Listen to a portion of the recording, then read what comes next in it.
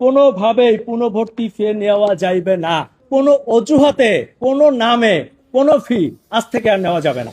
অভিভাবকদের জন্য স্বস্তির খবর, এখন থেকে স্কুল কলেজে আর দিতে হবে না পুনর্ভর্তি ফি। সরকারি সিদ্ধান্তে টিউশন ফি ছাড়া অতিরিক্ত কোনো আনুষঙ্গিক ফি আদায় নিষিদ্ধ করা হয়েছে।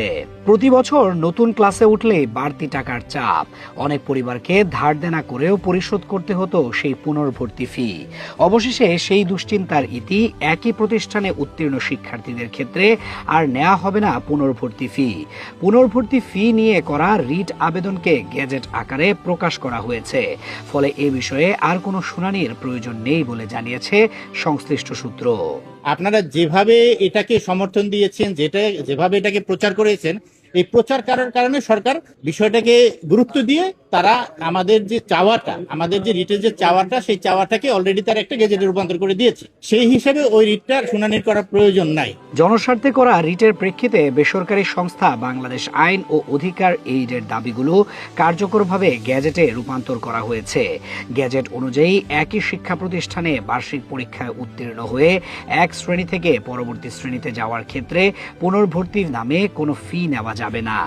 শুধু নির্ধারিত টিউশন ফি ব্যতীত অন্য কোনো আনুষঙ্গিক ফি আদায় করা সম্পূর্ণ নিষিদ্ধ করা হয়েছে।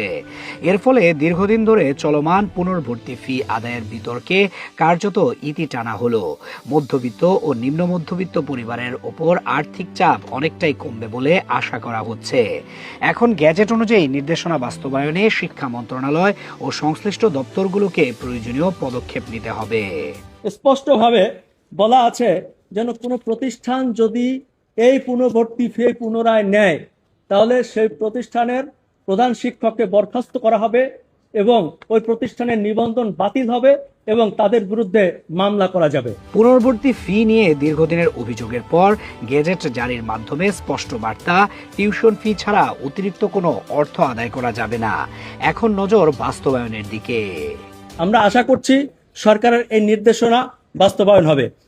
সরকার আমাদেরকে প্রজ্ঞাপন দিয়েছে, আমরা এতে সন্তুষ্ট।